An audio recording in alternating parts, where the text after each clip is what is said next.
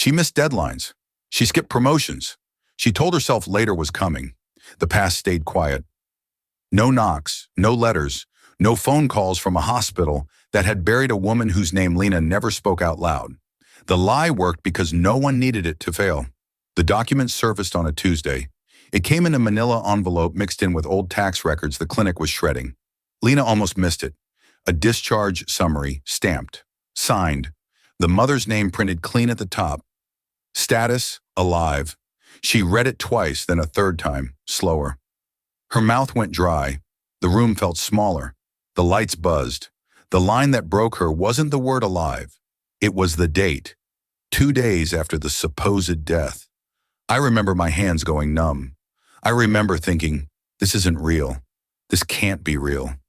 Lena shoved the paper back into the envelope and locked it in her car. She sat behind the wheel and stared at the steering column until the metal blurred. Someone had changed the story. Someone had needed her to believe it. She didn't sleep that night.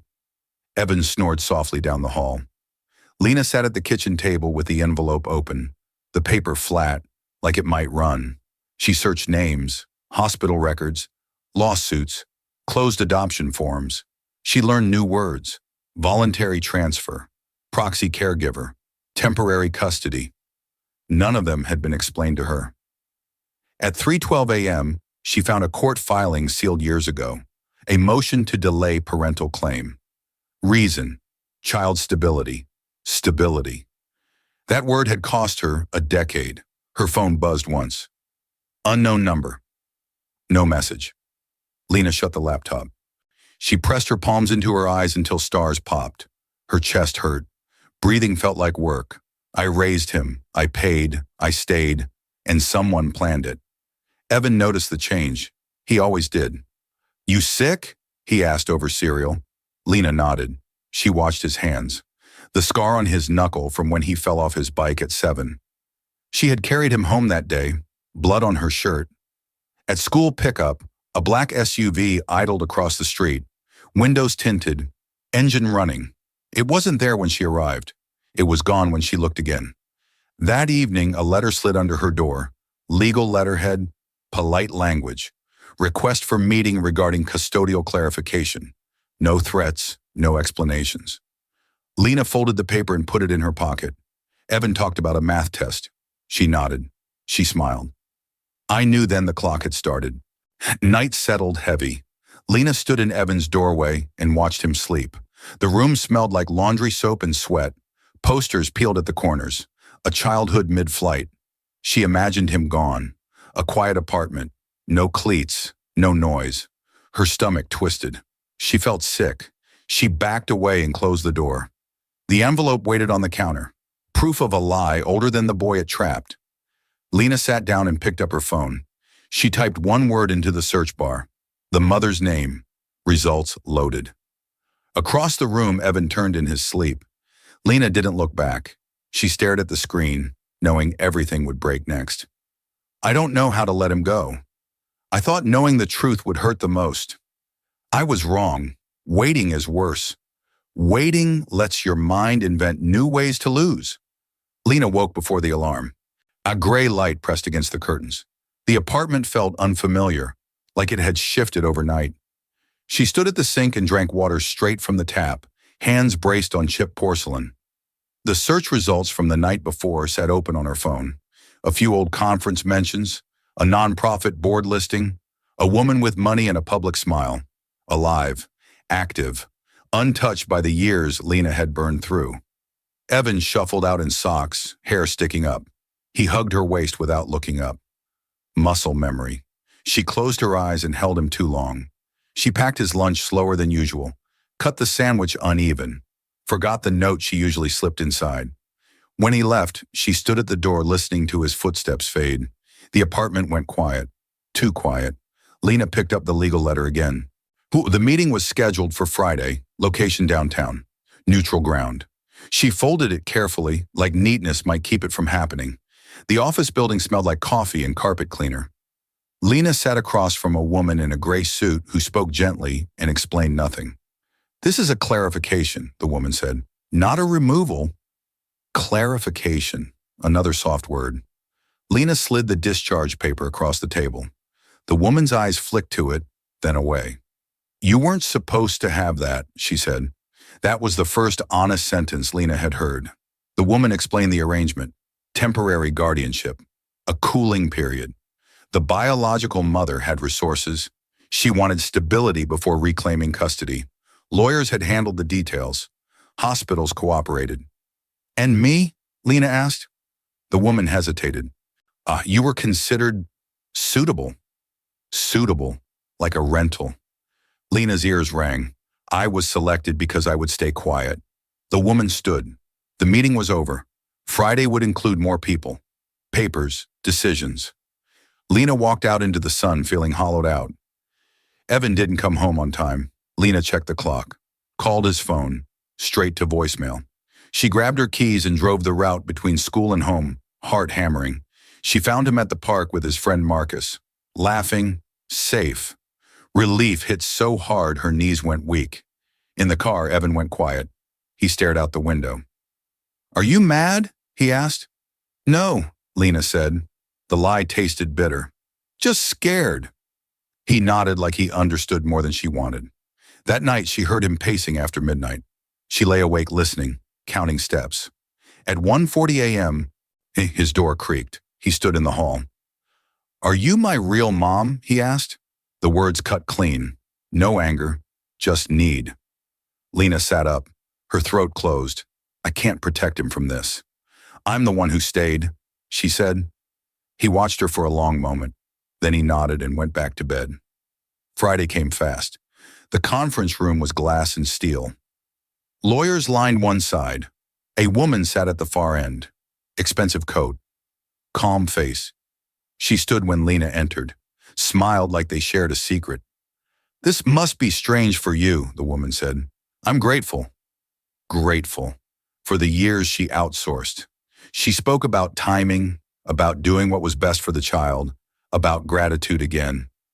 Evan sat beside Lena, stiff. He didn't look at the woman.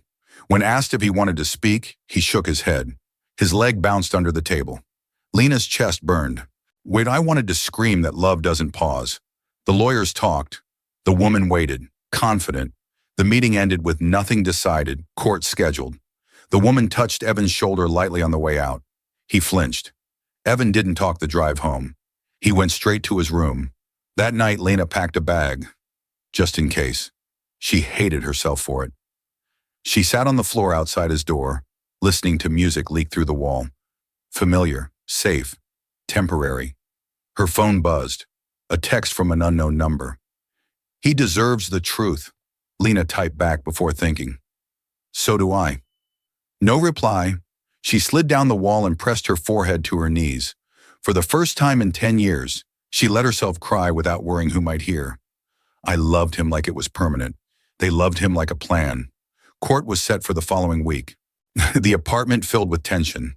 Evan started waking from nightmares. Lena held him until his breathing slowed.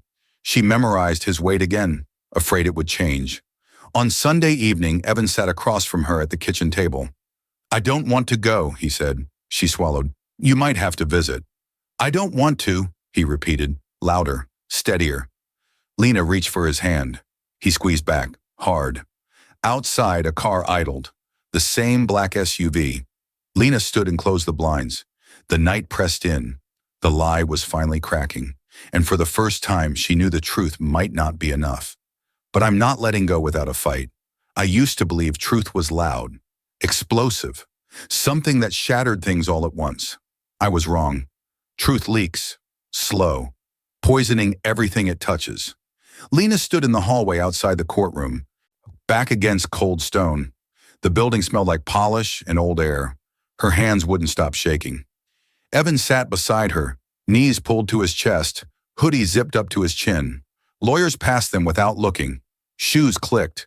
Voices murmured. No one spoke plainly. Across the hall, the woman stood with her legal team. The real mother. Perfect posture, controlled face. She glanced over once, nodded politely, then turned away. Dismissive. Like Lena was a solved problem. The bailiff opened the doors. Evan grabbed Lena's sleeve. "I don't like her," he whispered. Lena squeezed his hand. She didn't answer because if she spoke, she might say something that couldn't be taken back. I wanted to run. I wanted to take him somewhere they couldn't reach. Inside, the courtroom felt smaller than Lena expected. Low ceiling, hard benches. The judge sat high, unreadable. Opening statements came fast. Words stacked on words. Biological rights, temporary guardianship, intent. The woman's lawyer spoke about sacrifice, about planning, about how difficult it had been to step away for the child's benefit. Lena's lawyer spoke next. Fewer words, cleaner, years of care, emotional bonds, stability already established. The judge listened, took notes, gave nothing away. When asked to testify, Lena stood. Her legs felt hollow. She told the truth without decoration. The nights, the work, the fear, the love. She didn't cry. Not yet. The woman testified last, calm, polished. She spoke about career obligations, about ensuring the best future, about gratitude again. I never abandoned him, she said. I made a choice. Lena's chest tightened. I didn't choose him. I stayed. The judge requested a recess. In the hallway, Evan paced. They talk like I'm not here, he said. Lena crouched in front of him. You matter, she said, no matter what. He stared at the floor. She keeps looking at me like she knows me. She doesn't, Lena said, but doubt crept in. Blood had a gravity she couldn't deny. The woman approached then, alone. He's grown, she said quietly. You did well. Lena's vision blurred. Anger burned sharp and fast. You planned this, she said, low, controlled. The woman's smile didn't reach her eyes. I ensured an outcome. And me? You were reliable. Reliable. Again. Evan stepped forward. Stop talking to her. The woman looked surprised. For the first time, something cracked. That night, Lena dreamed of hospital lights, of ink bleeding through paper. She woke to Evan shaking her. I don't want to go there, he said. His voice broke. She pulled him close. His heart raced against her chest. I won't let them take you without listening, she said. What if they don't listen? Lena didn't answer. I didn't know how to lie anymore. The next morning, child services arrived for an evaluation. Clipboards, smiles, neutral questions. Evan answered politely, too politely. When asked where he felt safest, he looked at Lena. Didn't speak. The woman watched from the doorway, silent, confident. Lena felt something shift. Fear hardened into resolve. The second hearing moved faster. Expert testimony, psychological bonds, developmental attachment. Then the judge looked at Evan. Do you want to speak? He asked. The room went still. Evan stood. His hands trembled. He took a breath. She didn't give birth to me, he said. His voice was thin but steady. But she's the only one who stayed. The woman stiffened. When I was sick, she was there. When I was scared, she was there. She didn't disappear. He swallowed, looked at Lena. She's my mom. I felt my heart tear open. The judge nodded slowly. The room breathed again. The ruling didn't come that day. It never does. But something had changed. Outside, reporters gathered. Questions flew. Cameras clicked. The woman left quickly, face tight. No smile now. Evan walked beside Lena. Taller somehow. Lighter. At home, they ate dinner quietly. Normal sounds. Forks. Plates. Later, Lena stood in the doorway again, watching him sleep. Same as before. Different now. The lie was dying. Slowly. Painfully. And for the first time, Lena believed love might be louder than blood. I'm still here, and I'm not done fighting. I used to think the worst thing that could happen was losing him. I didn't understand yet that they would try to make me doubt myself first. The media found the story before the ruling did. Lena woke to her phone vibrating nonstop on the nightstand. Missed calls, unknown numbers, one voicemail after another. By the time she turned on the TV, her face was already on it, blurred, pulled from an old workplace photo. The anchor spoke about a complex custody dispute involving a biological mother and a long-term caregiver. The word caregiver landed like a slap. Evan sat on the couch, knees tucked under his chin. Are they talking about us? Yes, Lena said. Her voice came out flat. The screen shifted to a photo of the other woman. Clear, sharp, composed. For her name underneath. Credentials. Accomplishments. No one mentioned the nights Lena slept on the floor beside a fevered child. No one mentioned missed meals, second jobs, hands rubbed raw from cleaning chemicals. The truth was being edited. School became hostile territory. Parents whispered at pickup. One teacher avoided eye contact. Another lingered too long, watching Evan like he might break. By lunchtime, Evan had heard it. Someone said you stole me, he said quietly that night, standing in the kitchen doorway. Lena froze. The knife slipped in her hand, clattering against the counter. I felt something inside me split open. Rage, shame, fear. No, she said too fast. She knelt in front of him. That's not true. But she's my real mom, he said, not accusing. Confused. Lena held his face gently, thumbs against his cheeks. Ira, she gave birth to you. I raised you. Both things can exist. He nodded slowly. He accepted it because he wanted to, not because it made sense. Later, Lena sat alone and stared at the wall until the food burned. The next move came through lawyers. An emergency motion, temporary transfer for bond reintroduction, supervised visits, neutral environment. Neutral. Another clean word for disruption, Lena's lawyer argued. Pushed back, bought time. That afternoon, the woman arrived unannounced at the apartment building. No coat, no escort, just confidence. She waited by the mailboxes. I thought it would be better if he saw me alone, she said. Lena stepped between her and the hallway. You don't get to decide that. The woman's eyes hardened. You're making this harder than it needs to be. For who? Lena asked. For everyone, the woman said, including him. I wanted to hit her. I wanted to scream until someone heard me. Instead, Lena stood still. Leave. The woman studied her for a long moment, then turned and walked away. She didn't look back. That night, Evan asked questions Lena couldn't answer. Why now? Why not before? Why him? Lena told him the parts that wouldn't hurt more than the truth already did. She told him about timing, about choices, about mistakes. She didn't tell him he'd been planned like an investment. When he fell asleep, she sat on the edge of the bed and watched his chest rise and fall. I don't know how to exist without him. The thought scared me more than losing. Her phone buzzed again. Another text. You're confusing him. This ends better if you cooperate. Lena deleted it, blocked the number. Her hands shook. And in the bathroom mirror, she barely recognized herself. Older, tired, angry, but still standing. The supervised visit happened 2 days later.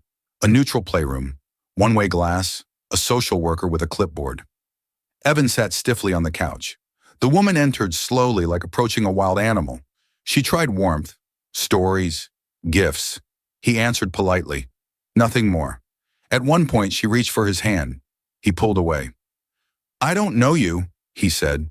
The words hit the glass hard enough to echo. The woman's smile faltered, just for a second. I saw it then. Panic.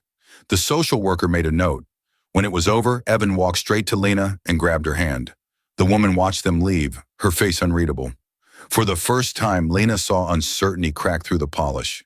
The night before the final hearing, the city went quiet under rain. Lena packed nothing this time. She and Evan sat on the couch, shoulder to shoulder, watching a movie neither of them followed. You're not going anywhere, he said suddenly. She swallowed. We don't know that. I do, he said. Simple. Certain. She hugged him, breathing him in like she could store it for later. Outside, headlights passed. Somewhere, decisions were being prepared. Inside, something felt solid again. The woman sat alone in a hotel room across town, staring at a file that no longer behaved the way it was supposed to. The plan had accounted for time, money, law. It had not accounted for love. Lena turned off the lights and stood in Evan's doorway one last time before court. She watched him sleep, memorizing everything. Whatever happens tomorrow, I didn't disappear. I didn't sleep the night before court. I just closed my eyes and waited for morning to hurt me. Rain streaked the windows as Lena sat at the kitchen table, hands wrapped around a mug gone cold. The clock clicked too loud. Evan's bedroom door stayed closed. She hadn't gone in. She was afraid to wake him, afraid to see fear on his face again. When the sun finally came up, it didn't feel like relief. It felt like exposure. Evan emerged dressed and ready without being asked. Hoodie, clean sneakers, jaw set. They rode downtown in silence. Traffic crawled, horns blared. Life moved like nothing was at stake. Lena watched Evan's reflection in the rearview mirror. He looked older than yesterday, like a decision had already been made somewhere inside him. I kept thinking, this is the last normal drive we'll ever take. The courtroom was packed this time. Press filled the back rows. Cameras waited outside. The judge entered to a low murmur that died fast. The woman sat across from Lena, flanked by attorneys. Her expression was calm, but her fingers tapped once against the table. Just once. A crack. Proceedings began. Expert witnesses returned. Reports summarized. Attachments discussed. Then Lena's lawyer stood. We call the biological mother to the stand. The woman rose smoothly. She answered questions clearly at first. Education, finances, preparation. Then the questions shifted. Did you instruct the hospital to list the mother as deceased? The woman paused, just long enough. I authorized my legal counsel to manage the situation, she said. So yes, I did what was necessary, she replied. Necessary. Again. Lena felt heat flood her chest. I was necessary too. Just disposable. Cross-examination cut deeper. Why Lena Harper? The lawyer asked. The woman inhaled. She was unmarried, employed but not wealthy, no immediate family, stable, nurturing. You evaluated her suitability. Yes. Without her knowledge. Yes. A ripple moved through the courtroom. Evan stiffened beside Lena. The lawyer leaned forward. You never intended this guardianship to be permanent? No. I didn't know the lie had a smell until it came back to me.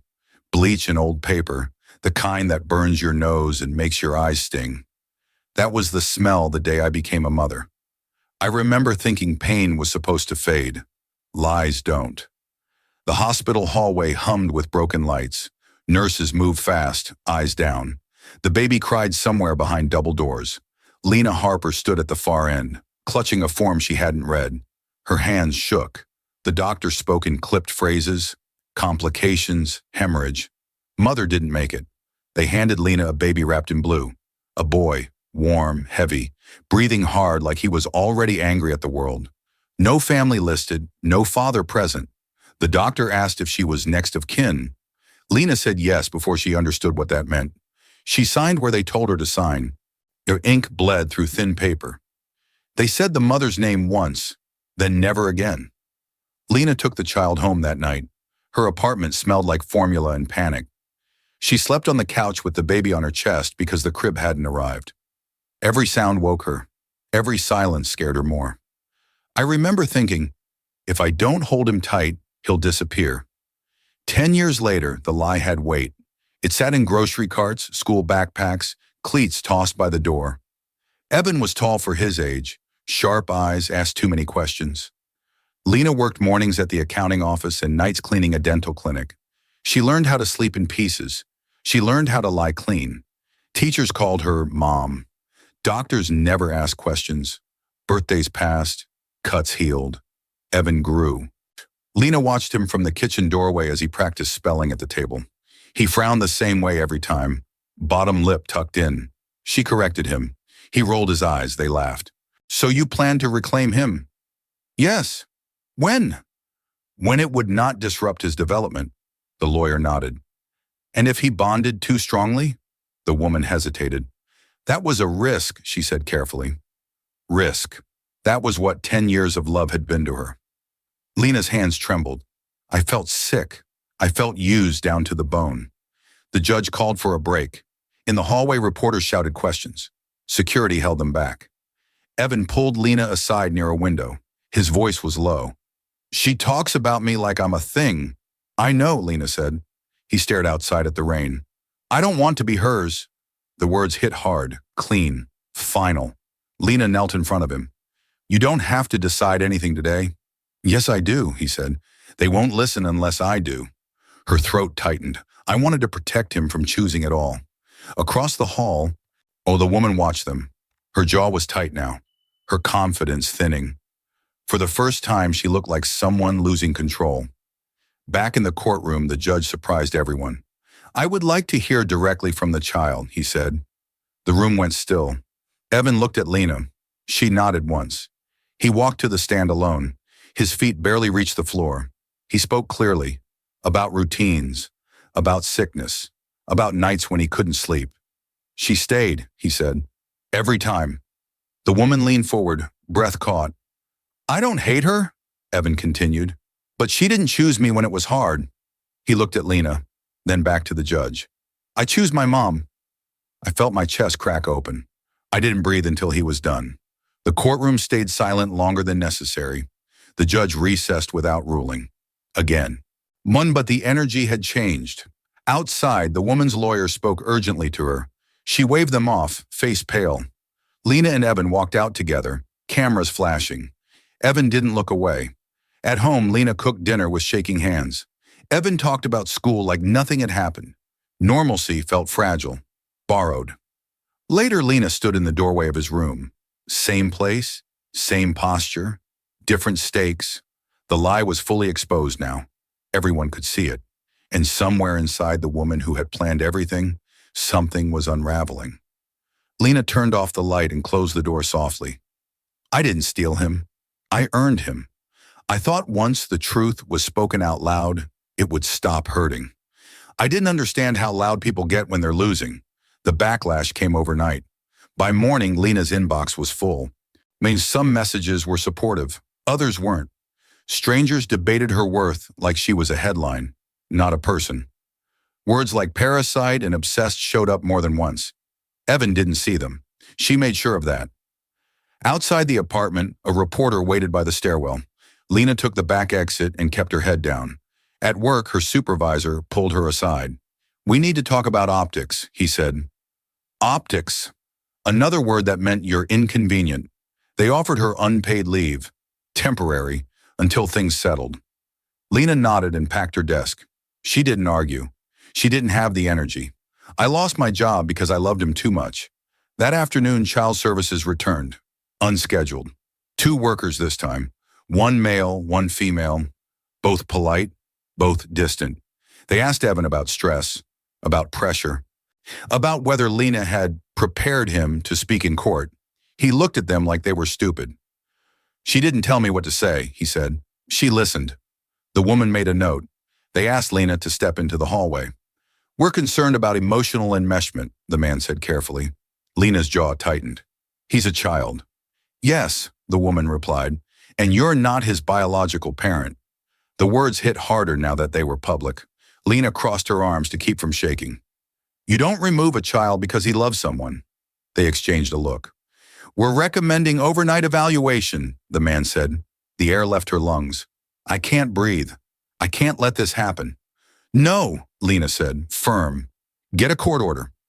They hesitated, then backed off. For now. That night, the woman made her move.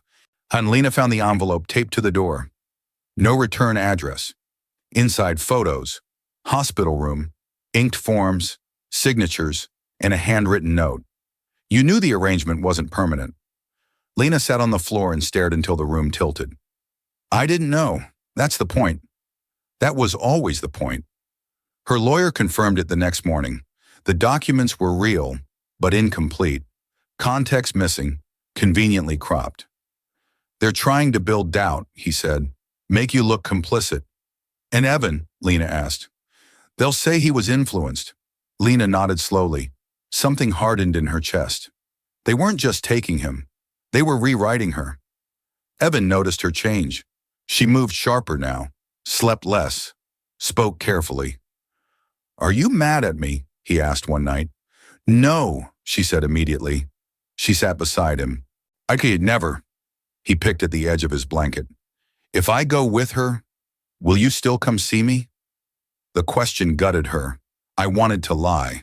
I wanted to promise things I couldn't control. Yes, she said instead, as long as they let me. He nodded, but his eyes filled. She doesn't know me, he said. You do. Lena pulled him close. His head fit under her chin like it always had. I'm not ready to become a memory. The final hearing was scheduled. This time the woman arrived early. No lawyers at first, just her. She stopped Lena in the corridor. You could make this easier, she said. Shared custody, visits. You don't have to disappear. Disappear, like it was inevitable. You don't want a mother, Lena said quietly. You want control. The woman's face tightened. You think love makes you special? I think staying does. For a moment, and something raw flickered in the woman's eyes. Fear, regret, maybe both. Then it vanished. Blood matters, she said. In the end, Lena stepped past her. We'll see. Inside the courtroom, everything felt brittle. The judge reviewed filings, new evidence, motions stacked like weapons. The woman's lawyer stood. We request immediate transfer pending final judgment. Lena's lawyer objected. The judge raised a hand. Silence fell. He looked at Evan. Do you understand what's happening out? He asked. Evan nodded. And do you still wish to stay with Lena Harper? Yes, Evan said. No hesitation. The woman inhaled sharply. The judge leaned back. Then I suggest everyone prepare for a ruling that reflects reality, not intention. Court adjourned. No decision. But something close. Outside, the sky cleared for the first time in days. Lena held Evan's hand as they walked down the steps. The plan was broken, the mask was slipping, and whatever came next would be final. I'm still standing. So is he. I thought the end would feel louder. Instead, it felt like standing at the edge of a cliff, waiting for a push that might never come. Lena woke before dawn. The apartment was still, no traffic, no neighbors, just the refrigerator humming like it always did. She sat on the couch, fully dressed, shoes on, coat folded beside her. Evan slept down the hall. She hadn't checked on him yet. She didn't trust herself to. Today was the ruling. Her phone buzzed once. Her lawyer. Be there early. She stood and went to Evan's door, watched him breathe, memorized the way his hair fell across his forehead, the faint scar near his eyebrow. I tried to fix him in my head in case this was goodbye. Evan opened his eyes. Is it today? Yes, Lena said. He sat up. Calm. Too calm. Okay, he said. That scared her more than tears would have.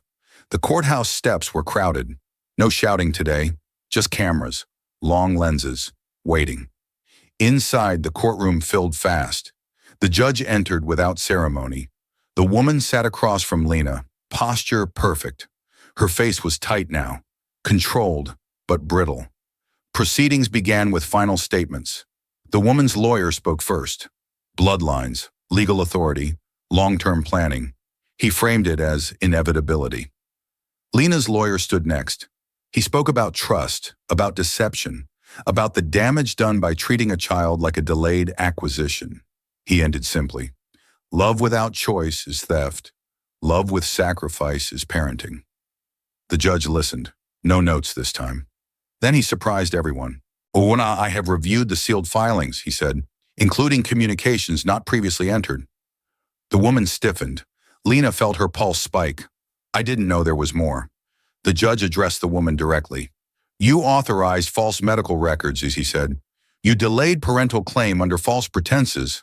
The courtroom murmured. You described this as strategy, he continued. I describe it as manipulation.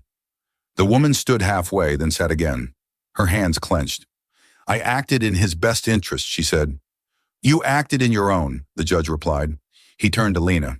Ms. Harper never consented to temporary guardianship, he said. She was misled into permanent responsibility. The words landed heavy.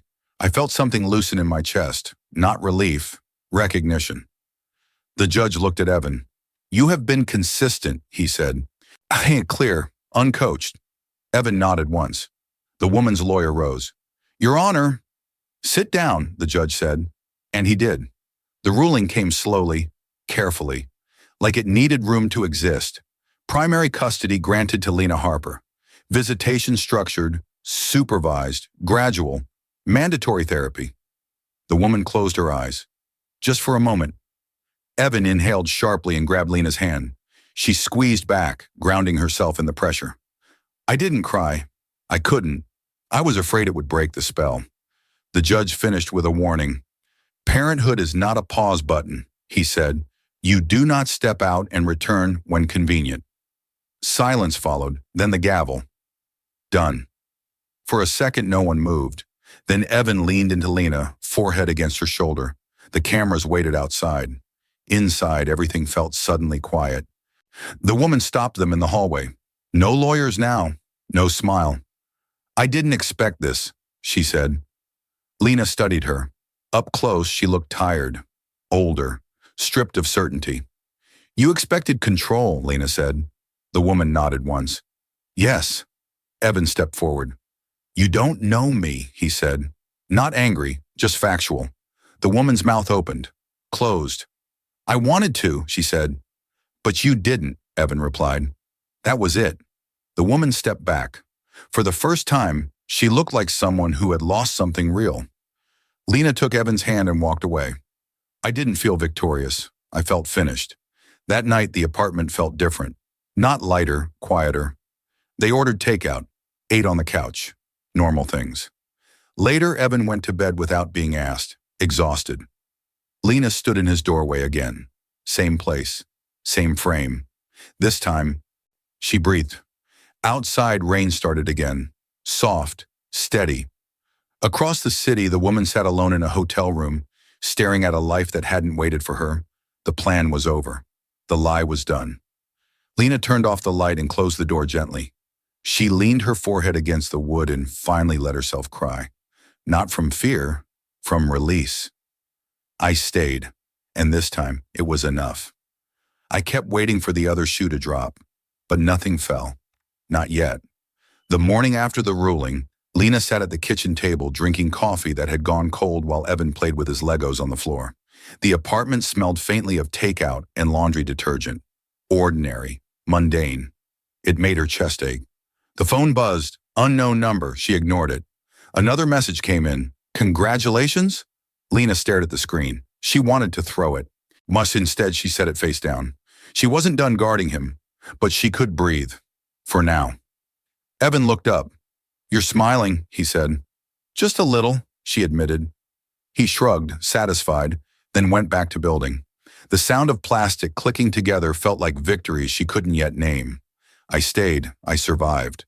And for the first time in a long time, I didn't feel like a placeholder.